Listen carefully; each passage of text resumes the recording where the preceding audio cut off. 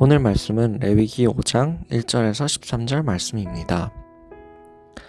만일 누구든지 저주하는 소리를 듣고서도 증인이 되어 그가 본 것이나 알고 있는 것을 알리지 아니하면 그는 자기의 죄를 져야 할 것이요 그 허물이 그에게로 돌아갈 것이며, 만일 누구든지 부정한 것들 곧 부정한 들짐승의 사체나 부정한 가죽의 사체나 부정한 곤충의 사체를 만졌으면 부지중이라고 할지라도 그 몸이 더러워져서 허물이 있을 것이요, 만일 부지 중에 어떤 사람의 부정에 닿았는데 그 사람의 부정이 어떠한 부정이든지 그것을 깨달았을 때에는 허물이 있을 것이요, 만일 누구든지 입술로 맹세하여 악한 일이든지 선한 일이든지 하리라고 함부로 말하면 그 사람이 함부로 말하여 맹세한 것이 무엇이든지 그가 깨닫지 못하다가 그것을 깨닫게 되었을 때에는 그 중 하나에 그에게 허물이 있을 것이니, 이 중 하나에 허물이 있을 때에는 아무 일에 잘못하였노라 자복하고 그 잘못으로 말미암아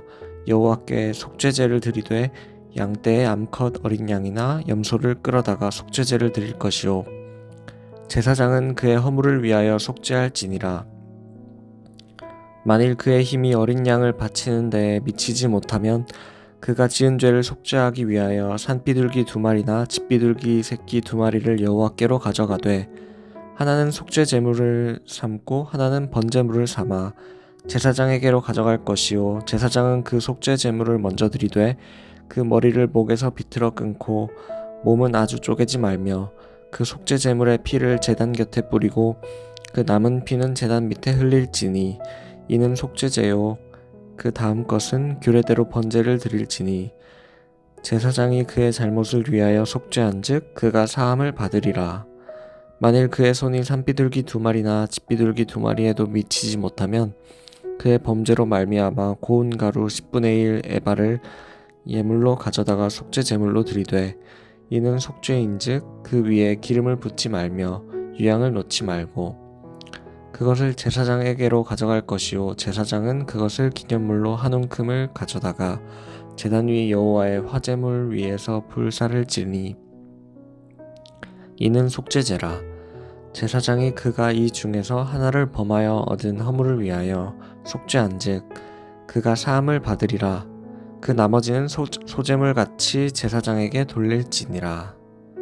아멘.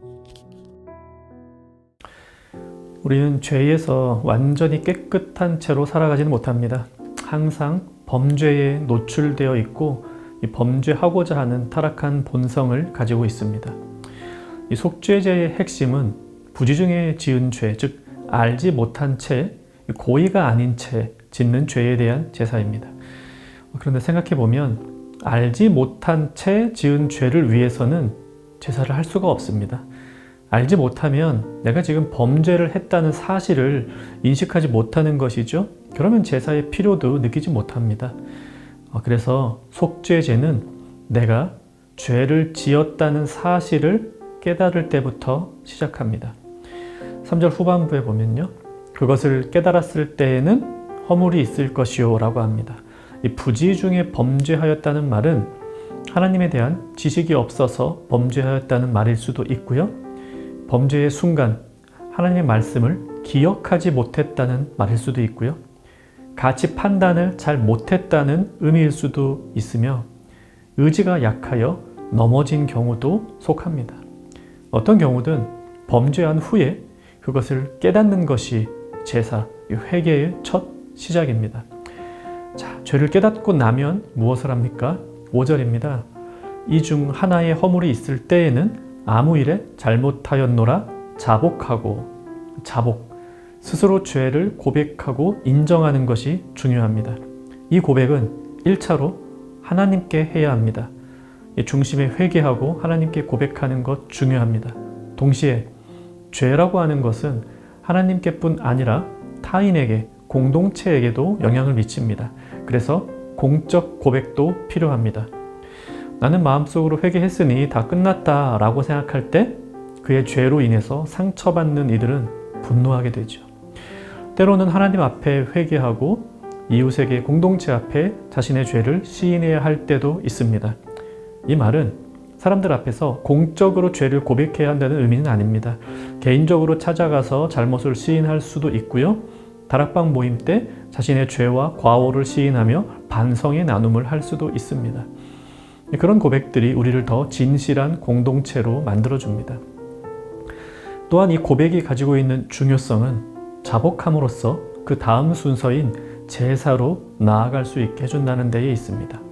깨닫고 자복한 후에야 어떤 방식으로 제사를 하라고 하나님 명령하십니다. 이 말은 반대로 보면 죄에 대한 깨달음과 고백 없이 드리는 제사는 거짓 제사라는 의미입니다. 그저 때가 되었으니 드리는 제사, 뭔가 찜찜해서 드리는 제사, 남들이 하니까 드리는 제사, 이런 제사는 제사가 아닙니다. 제사의 형식도 물론 중요합니다만 형식은 이 제사의 본질이 아닙니다. 그래서 6절 이후에 속죄제의 제물로 드려야 할 것들을 쭉 설명하는데요. 암양이나 어린 양이나 염소를 제물로 바치라 합니다. 그런데 그런 제물을 바칠 형편이 안 되면 비둘기 2마리를 바쳐도 된다고 합니다. 비둘기 2마리도 바칠 형편이 안 된다면 곡식을 바치라고 합니다.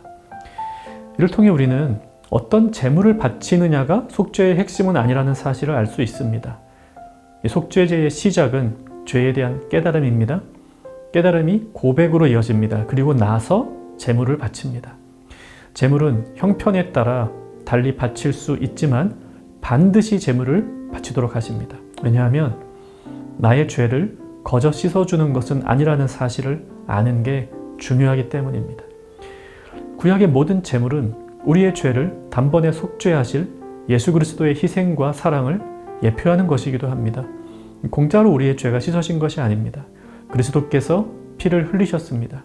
마찬가지로 부지 중에 지은 죄의 속죄를 위해서도 제물은 반드시 필요합니다. 오늘도 우리는 부지 중에 생각과 말과 행동으로 범죄할 것입니다. 그거 그냥 넘어가지 맙시다. 죄에 대한 민감함이 있어야 합니다. 죄를 깨닫고 하나님 앞에 고백하며 필요하다면 사람 앞에서도 고백하고 그리고 나의 죄를 씻어주신 하나님을 향하여 예배하며 나아갑시다. 말씀 생각하며 기도하겠습니다. 죄에 대해 민감하게 생각하고 고백하는 결단이 있게 하옵소서. 나의 죄를 위하여 희생하신 그리스도께 감사하며 나를 용서하신 하나님을 항상 높이게 하옵소서. 오늘 하루도 죄로부터는 멀어지고 은혜로 가까이 나아가는 정형가족 되시기를 바랍니다.